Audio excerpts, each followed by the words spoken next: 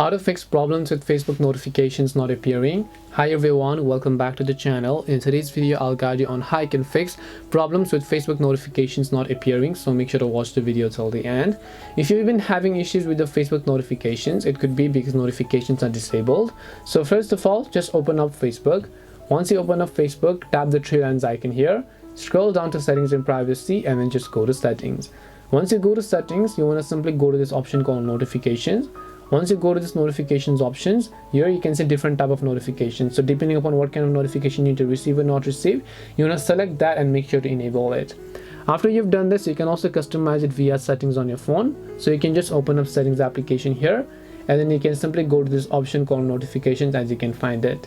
Once you go to notifications, go to app notifications here, and then what you want to do is simply go to this option called Facebook, and then make sure to simply enable Facebook notifications.